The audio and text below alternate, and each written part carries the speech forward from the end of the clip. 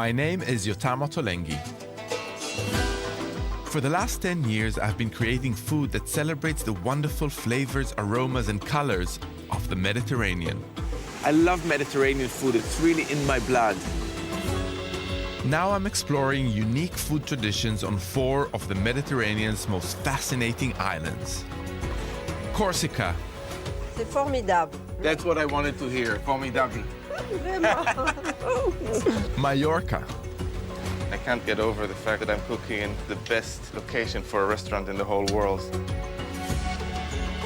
Sardinia. Hey, lobster! Aragosto, prima aragosto. Prima aragosto! Ah. And Crete. I feel like a caveman. This is my trophy. Let me show you how the food and people of these beautiful islands will inspire you to create your own Mediterranean island feast.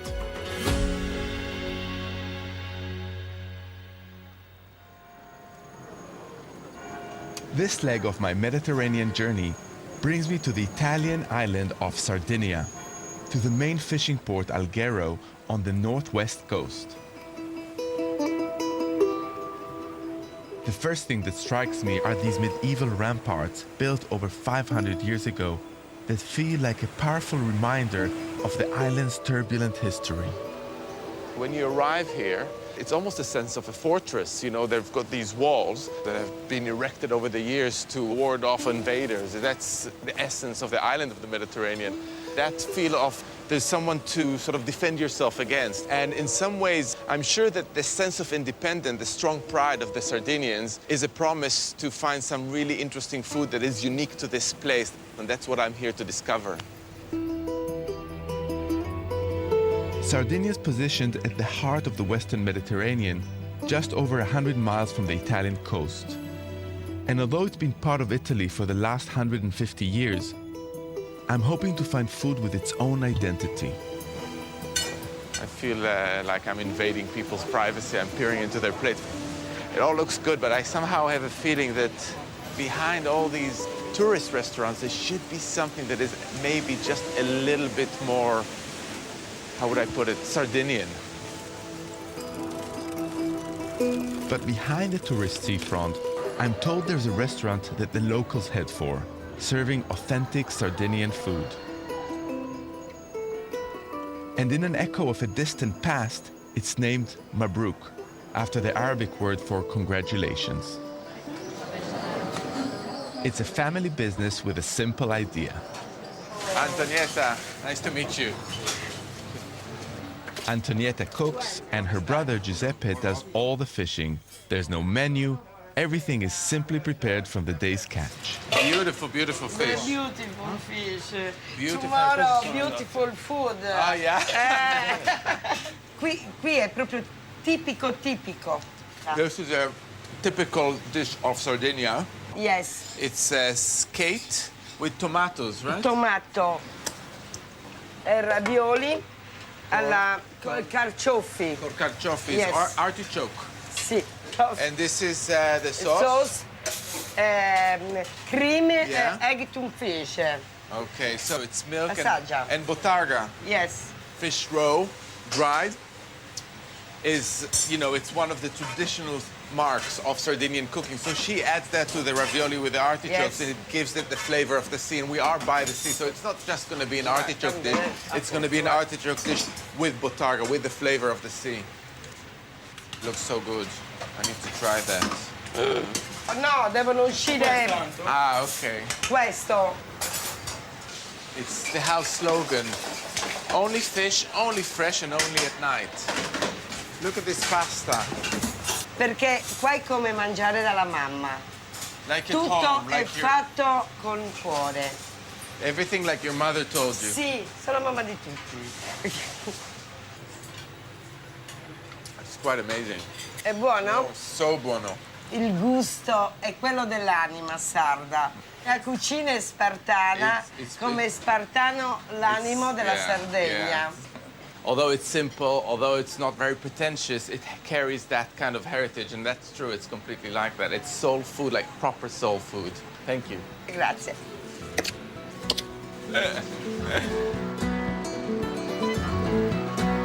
Antonietta's cooking is my first clue that simplicity lies at the heart of Sardinian food. But there's one ingredient that I didn't get to try, that this stretch of coast is particularly famous for: lobster. So I've traveled 30 miles south to the beautiful fishing port of Bosa. Ciao. Come stai? Bene? I'm hitching a ride with Gino and his father Angelo, who have been fishing these waters for lobster all their lives.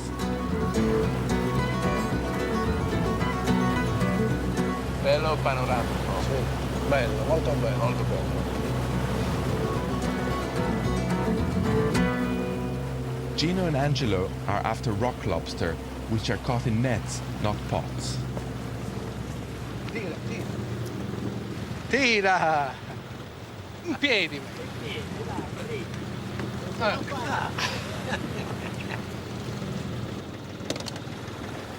Gino, how long is this net? 1 chilometro. 1 kilometer? 1 chilometro. I have 1 kilometer of net. Oh my God. Vai. Gino, Vai. I'm tired.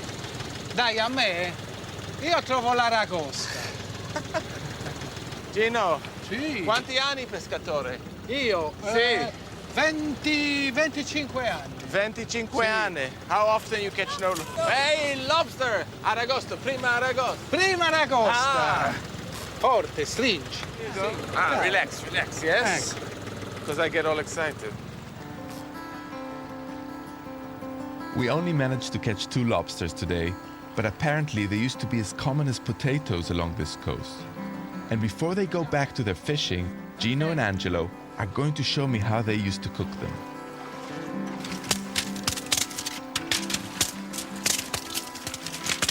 Angelo started fishing when he was 11, and he only retired recently when he turned 70. But he told me that he really loves still coming out to sea. I mean, it's in his blood. Come si arrivavano le barche in terra, facevano il fuoco e buttavano le aragoste. Feels crazy to throw such a precious ingredient on the fire, but I love the idea of introducing a smoky flavor to complement the sweetness of the flesh. And it's also so simple. Perfect. At home, you don't have to build a fire. 10 minutes on the barbecue will work just as well. I'm going to let the lobsters cool down and use the lovely smoky flesh to make a sweet and savory salad of lobster with smoked grapes and fennel.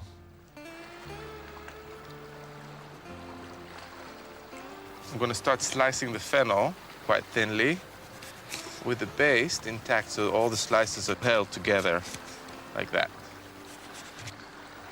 The whole idea is to really let the lobster flavor come out with all its sweetness through 2 other main flavors, which is the aniseedic, fennelly flavor and the sweet grapes. I just want them to get a little bit of that smoke and heat and just sort of burst a little bit.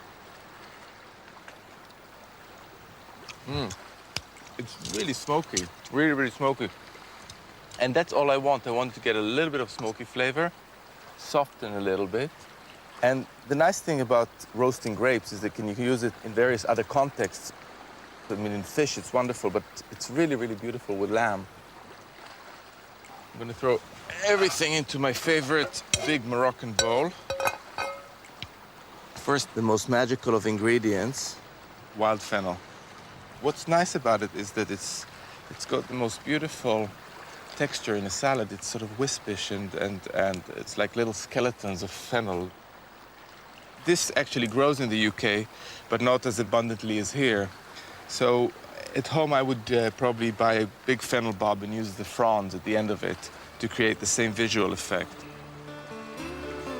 In my salad, I'm also using some chicory and a few celery leaves for a little bitterness, together with some basil.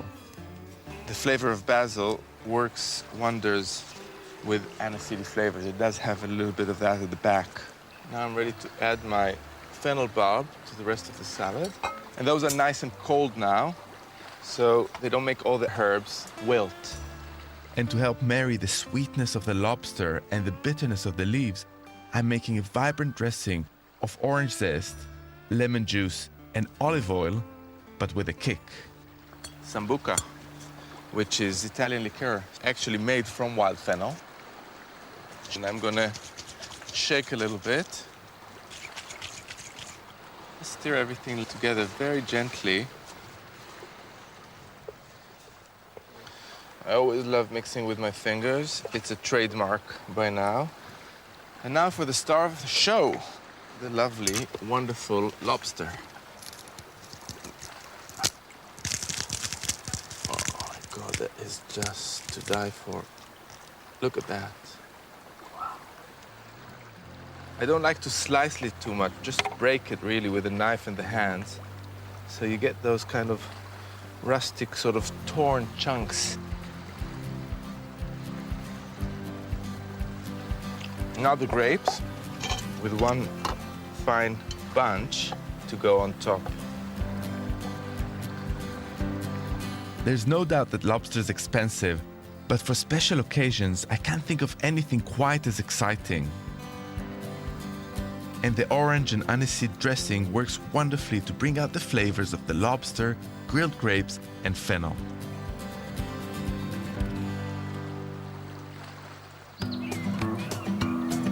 I'm on Sardinia's beautiful west coast in the medieval port of Bosa, exploring the flavors that make the food unique and that you can easily try at home.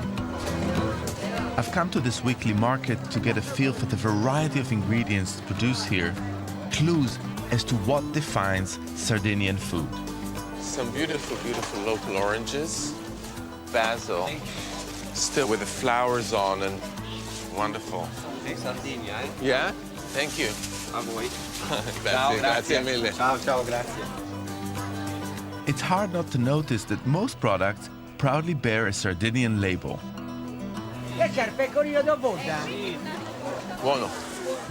And this sense of pride and independence even extends to the Sardinian flag, which shows the heads of their defeated enemies. But what's most surprising, given we're on an island, is that the market is dominated by meat and cheese.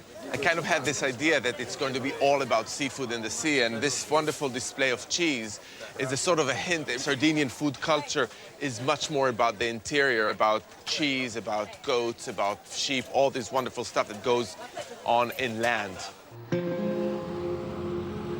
It's clear the secrets of the island's food lie in Sardinia's mountainous interior. So I'm heading 60 miles inland into the more remote heart of the island. I had this thought about what it's like to grow up in a village with those mountains sort of overlooking you. It must sort of do something to you, because the whole food culture is really very, very closely connected to these mountains. Throughout history, Sardinians have had to flee the coast to escape repeated attacks and invasions. Now the islanders consider themselves a nation of shepherds, not fishermen, and there are over 3 million sheep on the island, double the number of people. This looks like a sheep farm. Not that I've ever been to one. I've come to this small family farm in the center of the island, where I'm hoping to discover the traditional Sardinian way of cooking lamb. Franco, buongiorno, come stai? Di vino bianco. Siete arrivati adesso, no? Voi tu non Solo. Cosettino bianco o nero? Come lo preferisce? Bianco. Bianco. Lo riprenderà Grazie. and sul servizio. Salute. Salute ai bambini. No, questi sono ancora piccoli, non possono prendere. Franco's family have been sheep farmers for as long as anyone can remember. And together with friends, they still shear the sheep in the traditional way. Oh my God. It's slightly disturbing to see the sheep like that, helpless. I guess it's not the most horrible thing, but it just looks a bit disturbing to me. They're very forgiving. They just take it in their stride. It's obviously important to Franco that traditional methods continue to survive unchanged. The same respect for tradition extends to the meat. It's still spit roasted in front of a wood fire, the way people have done here for centuries. Fai così. Okay. And through the head? E non c'è pericolo di farsi male. Adesso la possiamo mettere anche al fuoco. Sì, benissimo. Ma si può cucinare anche in un'ora e mezza, 2 ore. Però se ci mette 3 ore è ancora meglio. Poi quando un po' sta sciogliendo il grasso, gli mettiamo il sale. E adesso che è asciutta, cade subito per terra, quindi non ha senso metterglielo. It's maybe not for the faint-hearted, but there are other parts of the lamb being cooked that are ready to eat now. È un po' caldo, lo spieno.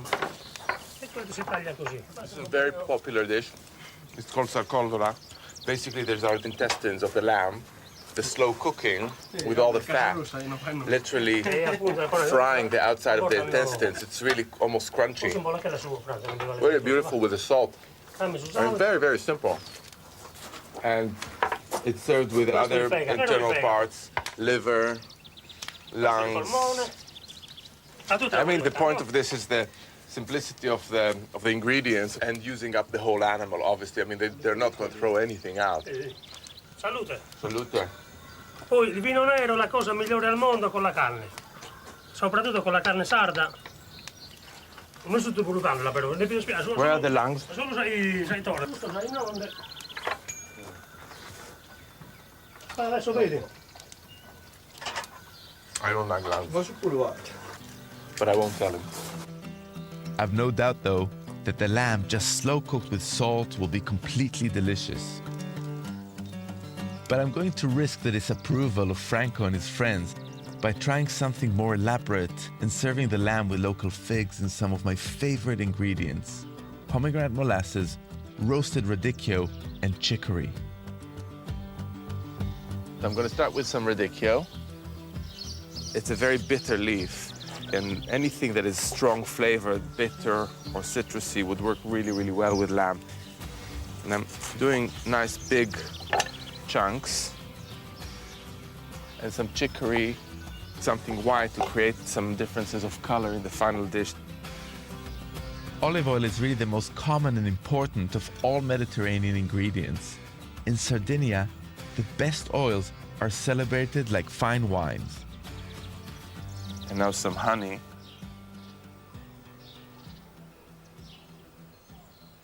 A sprig of rosemary, a couple of sprigs of marjoram. They're going to infuse those leaves with tons of flavor. And do the same thing with the chicory. Next, the figs. There's tons of things you can do with fig. You can throw them into salads, you can roast them, you can make cakes or tarts. Here, all I do is roast them with a bit of olive oil. At home, I'd leave these in a hot oven for about 20 minutes. Now, the moment I've been waiting for, the lamb that's been cooking for 2-3 hours. There's tons of meat here. Everything, everywhere, all over, is beautiful and tender. But it's very possible to do at home. A shoulder or a leg. If you cook for 2-3 hours, you get a depth of flavor that you can never get with other methods of cooking. It's just a very special way to eat. This dish is as layered physically as it is in flavors. It's got the chicory on the bottom with the radicchio, and then I'm just going to make it slightly more colorful with a bit of fresh rocket. And over all that, those wonderful pieces of meat, struggling with the flies a little bit here. But I guess this is the price you pay for working on a farm. To go with the lamb, I'm making a dressing with a few classical ingredients: olive oil, honey, and of course lemon juice from Sardinian lemons. And even though I've seen no spices on the island, I'm taking a bit of a liberty and adding some cinnamon. I don't think that would be very traditional here in Sardinia, but I'm going to make another little sin and add one of my favorite ingredients, pomegranate molasses, that I'm sure nobody's heard of here. It's sweet and sharp at the same time. In the UK, you get it in some supermarkets, in many, many local shops. It's really worthwhile seeking it. slowly put the dressing over the figs. And they're dressing, the pigs are having a fight with the boys.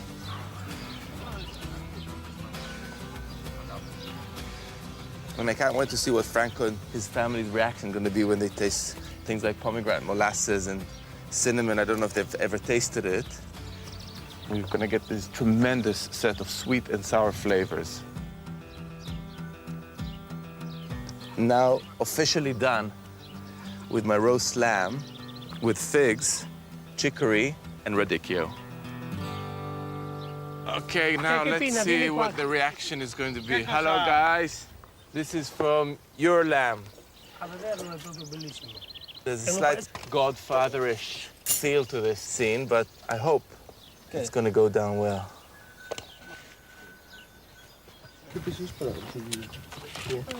Cosa? È proprio ottimo questo, Non credevo mai che l'agnello si potesse cucinare in altri modi. Il dolce del fico, cioè poi il gusto dell'insalata che si sposa molto bene con l'agnello. È la prima, ripeto, la prima volta perché noi la cuciniamo in modo diverso. Perché noi magari siamo abituati più a mangiare l'agnello da solo, oppure... Ma così è proprio perfetto, Salute! E se capita anche prima. E quella è la vita.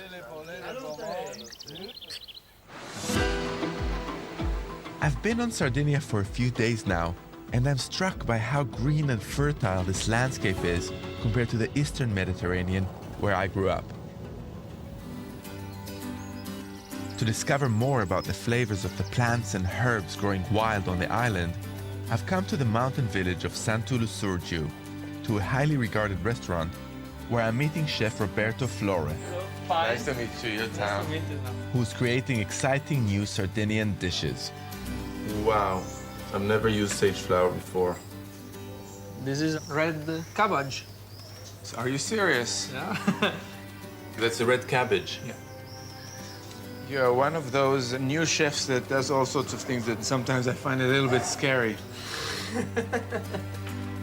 This kind of precision is not normally my thing, but I love that nearly everything on the plate, the beef, wild fennel, sage flowers and herbs, comes from the Monteferru mountains surrounding the village, where Roberto goes foraging almost every day. You look this white. Yeah? It's a wild carrot. Wild carrots? Yes. Really? Yeah. In the spring, there are wild asparagus. He's offered to show me where he finds some of his most interesting ingredients. I can see the sea from here. Yes. Look, the thyme is in flower. I would just come here every day just to smell this. It's like, it's thyme, but it's got like mint flavor as well. Any other secrets you have? Yeah. This is wild onion? Yeah. Beautiful. In Sardinia, it's called happara. Hapara. Happara. Hapara. Maybe it's strong. Yeah, it's very But oniony. the flower is good. The flour is not so strong. It's just very delicate onion flavor. Yeah. This wild mint is really one of the flavors of Sardinia that I will never forget because it's so special, it's so intense. I'm traveling the world, but I'm returning Sardinia just for this. It's unique. I don't blame you. Back at the restaurant, Roberto's laid out great piles of wild and locally grown herbs and leaves for me to play with. Oh my God. This is wild rucola. This is wild rocket. Well, yeah. It's very strong taste. Very peppery. Yeah. I want to celebrate these mountain flavors and all of Roberto's wonderful ingredients by making a salad of wild herbs, a giant Sardinian couscous called fregola that originates from North Africa, and roasted lemons. I'm starting by roasting the lemons with rosemary, thyme, marjoram, and some sweet cherry tomatoes. Roasting lemons is slightly unusual. I mean, roasting them is really something that I've only just started doing, and it intensifies the flavor of the lemons and really kind of adds a really intense perfume aroma to a whole dish if you use those. I'm just gonna stick that over the fire and hope it roasts nicely. I mean, at home I would put it on a hot oven. This is fregola, the prized Sardinian couscous. And fregola is fantastic for soups, for stews. It's pretty easy to get hold of in the UK. In supermarkets, they have what they call giant couscous or sometimes Israeli couscous, and that's more or less the same thing. Radishes and onions go in. I'm not going to use all of this onion and all the radishes. I see as I go how much I actually need. And this amazing wild rocket, like I've never tasted in my life. Cuddle it with a little cloth. And it's really important to get all the water out of the leaves, otherwise the salad will become really horrible and soggy. Basil, just roughly torn, and some parsley as well. This is not a set-in-stone recipe. This is something you play with. I mean, the most fixed thing in the salad are these roasted lemon. The rest you can really kind of play according to season. Once the lemons and tomatoes have cooled down, I'm throwing everything in a bowl with a simple citrus dressing. Fregola just breaks all the vegetables, and that's what I love adding grains to salads, because a normal salad is sort of quite uniform, and then these little dots of texture make everything stand out beautifully. This is where I'm going to use my hands just to sort of arrange everything on the platter, and these beautiful lemons need to make a proper appearance.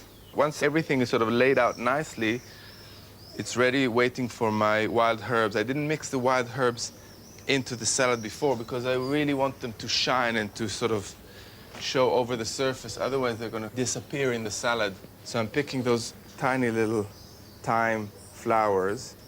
So wonderful mint. I mean, these tiny flowers, they don't reveal anything of the amazing flavor that this mint has. And the moment I tried it, I fell in love. Those are the flowers of the wild onion that are really, really magical. Wonderful lavender. Again, that's just for color, but I never thought I would use lavender flowers in this salad. And I think I'm done. That's my roasted lemon and fregola salad with wild herbs.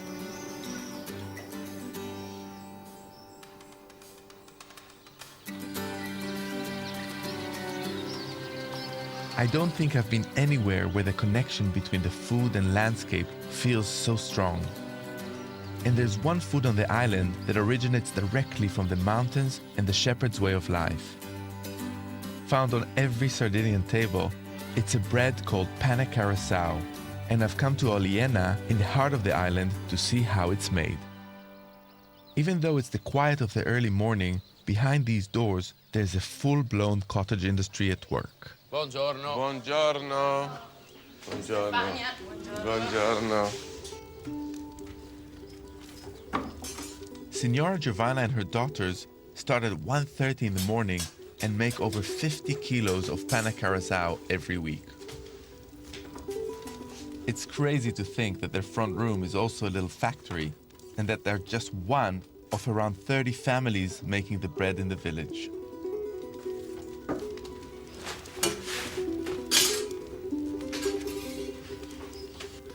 It's so beautiful the way this pillow is made. It's something so magical about it.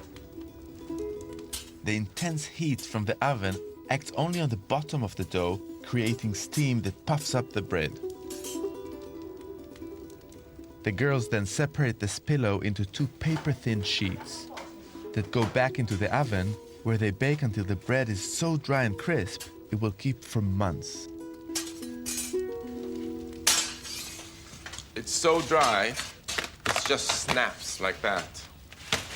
What is so beautiful about this bread is that it started off as a tradition with shepherds taking it out with them to feed on for months. But still, this is what Sardinians eat. And this is the sort of thing that I find very touching, very moving, that a piece of bread is a sort of a historical sign of a way of life that is really actually dying out very quickly, but still remains in the food. Vuoi provare? Sì, grazie. I think I'm going to do marvelously well. I'm feeling very optimistic about this. It looks super easy.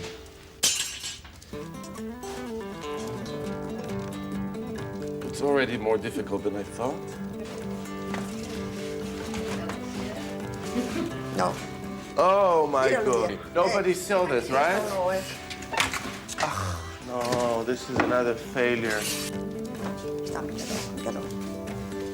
To slide is not easy as it sounds, eh? Mostrale come ti girare tu. Oh. Very good, no? Very good. I'm very proud. But you know what? I'm going to do one more. Look at the way they look at me. It's a little bit better. There's a certain amount of expertise that you learn to appreciate once you've sort of been out there in the oven and tried to sort of do it yourself. So maybe if I sat here for a couple of years, I'll be half good at this. So I think I'm going to call it a day now. Signora Giovanna uses some of her pane carasau as currency to trade for her supply of fruit and vegetables. 8 kg. 8 kg. No, aspetta, 10 euro e 10 euro mi ha I might buy some for cooking, huh? Definitely aubergines, courgettes, and beautiful tomatoes. You know, this guy, Piero, comes from the south where all this stuff grows. Ciao. And he gets up at 3 o'clock in the morning and goes all around the island distributing his produce. I'm going to use Piero's wonderful vegetables to make something special for Signora Giovanna and her daughters. My take on an Italian classic, minestrone soup with basil paste and pecorino cheese. When I say minestrone, people would think tiny little vegetables, and actually I'm going to make a very rustic minestrone. So I'm just cutting the aubergines into sort of slightly odd shapes. Tons of olive oil with aubergines, because otherwise you always run the risk of them turning really kind of meaty and horrible. And I know a lot of people say, what's the trick? I always say a very hot oven and tons of oil. Got the audience of the 3 lovely ladies that cooked this morning. How am I doing? Buono? Or boring? You can use whatever vegetables are in season. I always like bright contrasting colors, so I'm using onions, red peppers, and courgettes. So a bit big for this kitchen. It's hot, huh? But I'm trying to keep a poker face. I've made a bit of a blunder here. The ladies are not impressed. The embers went into my aubergine. A little bit of burnt wood would probably add a little bit of character.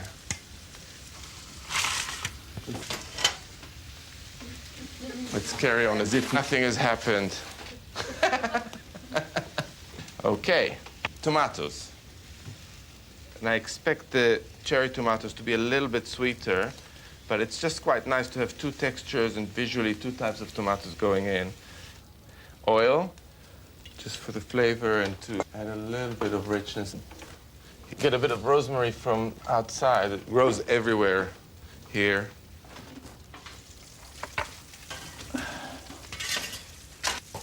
While the vegetables finish roasting, I'm making a herb paste by crushing basil and parsley with olive oil. It's not really a pesto because it's missing a lot of the key ingredients. A good pesto would have parmesan and pine nuts, and this one is just plain oil and herbs. It's important not to overcook your vegetables, otherwise they'll lose their shape and your soup will be a mush. It's all about the visuals, a lot of different texture on the plate and different shapes. I've softened some local pasta in hot chicken stock for 30 seconds or so. At home you could use vermicelli or angel hair pasta. I'm adding some fresh peas and dotting on little pockets of herb paste to give bursts of intense flavor. And finishing with pecorino, a hard used cheese that I love and that's found all over the island.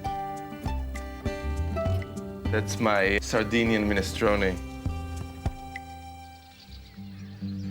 I've spent my time on this magical island, discovering the ancient traditions and simple flavors behind Sardinia's food. Now, on my last day at 5 in the morning, I'm being taken by a local guide up one of the island's highest peaks, 1,000 meters above Oliena. We've come to meet Michele, a goat shepherd, who's going to show me how he makes one of Sardinia's most popular cheeses. Buongiorno, tutto bene? Bene, grazie. It's beautiful. Here in Sardinia, most of their cheeses are made from sheep or goat's milk.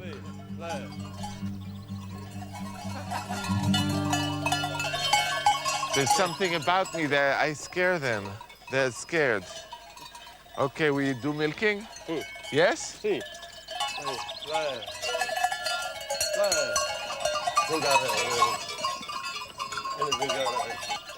Metti in mezzo.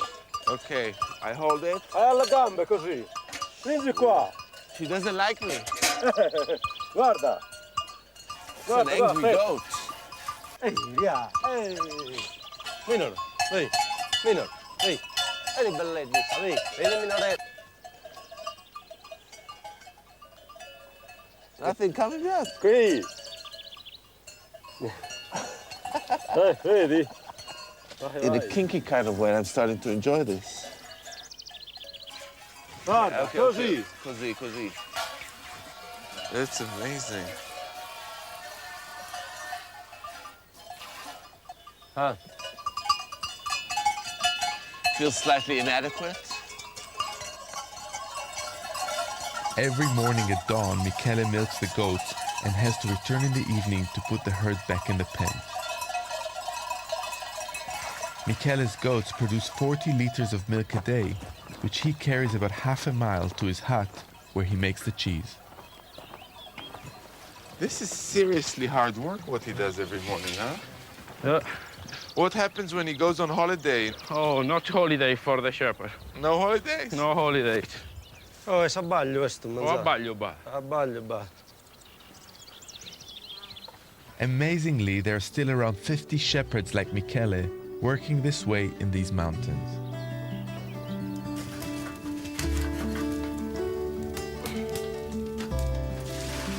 Michele turns all of his milk into cheese and makes caprino, one of Sardinia's most popular hard cheeses. After heating the milk to about 40 degrees, Michele then adds rennet, a naturally occurring enzyme that causes the milk to split into solids or curds and a liquid known as whey. Now he's going to sleep. Half an hour sleep. Half an hour is sleeping. Sì. Yes. It's almost like I'm in a time warp, really. This could have been 2,000 years ago, and the smoke is already coming outside from the hut. Do you think the cheese is ready now?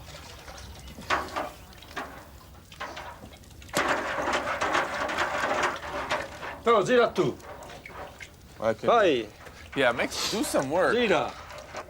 Attenzione al fuoco però, che ti I brucia lì. feel like a witch on the cauldron.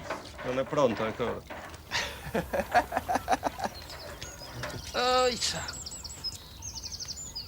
Non lo so. Wow. It's like magic. It's just like a period. Wow. Once the excess liquid is squeezed out, caprino is left for about a month to mature. But I had no idea that the leftover whey can now be used to make one of my favorite cheeses. Michele heats the whey again, this time to a much higher temperature, until eventually more curds come to the surface. This is ricotta. Ricotta is the second cook. Ricotta. Ah, recooked. Cooked again. Cotta, the first cook. Ricotta, the second cook. Okay, so the name of the cheese actually tells you the process. Cook twice. Cook twice. Ricotta is a young cheese and is eaten as part of the classic Sardinian breakfast with honey and of course the traditional flatbread, pane carousel.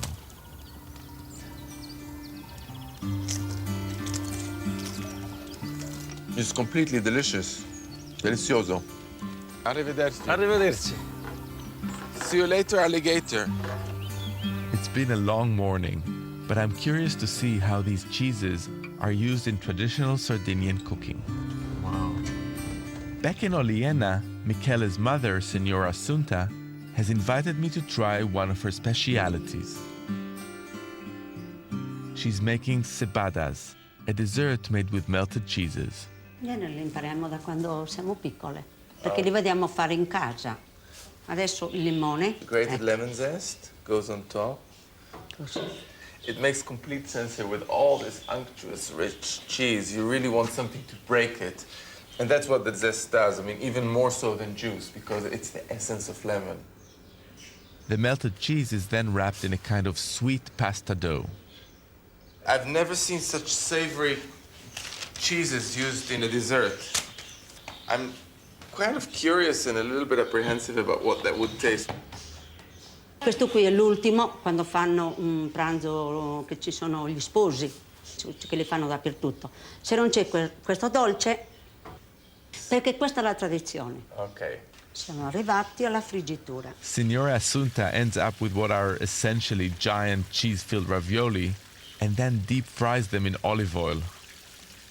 And if that wasn't enough, she coats them in melted honey.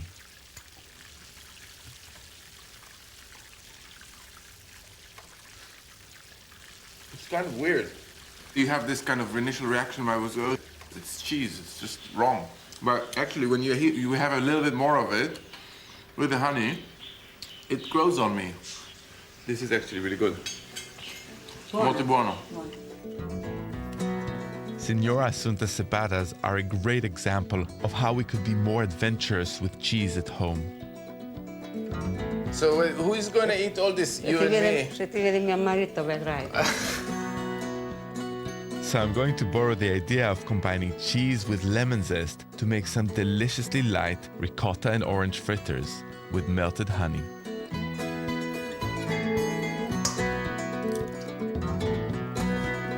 Young cheese is something of an obsession of mine, and ricotta's delicate, slightly sweet flavor won't overwhelm the other ingredients, mint and orange zest. This is just a little bit firm, so I'm going to add a bit of milk. That's the sort of texture you're looking, a bit like a thick pancake batter. Now I'm going to mix my dry ingredients, which is plain flour, baking powder, just to sort of lift it and make it a little bit fluffier. Oh, and a bit of sugar as well. Gently fold it together. I'm not using olive oil, I'm using sunflower oil, which will not give a lot of flavor itself, so that's the idea. Basically, it's just a case of dropping them in. They're all going to be awkward shapes, but that's the sort of the fun of it. It's important to turn them over as soon as they start browning on the bottom. That's the sort of color I'm looking for, so it's sort of blonde brown. Not much darker than this. And the moment it turns from the right color to just burnt is seconds. So you really need to keep a close eye on them. Put the most beautiful ones on top and hope nobody would notice that there's some less attractive ones on the bottom. Drizzle a bit of honey on top. A tiny bit of icing sugar. And a little bit more ricotta. To make it super fancy, this is peeled orange skin that's cooked in sugar syrup. So by ricotta fritters with orange and honey, they're all done. When I came to Sardinia, I hoped that the island would have preserved an undiluted food culture. And it's truly remarkable how the landscape and the shepherd culture influence what the Sardinians eat. This deep connection between food and way of life is something we struggle to find at home, but I've never experienced it as strongly as I have here in Sardinia. Throughout my island travels, I've been inspired by the unique food traditions I've discovered. And I hope I've shown how to embrace these flavors, techniques, and ingredients so you too can create your very own Mediterranean island feast.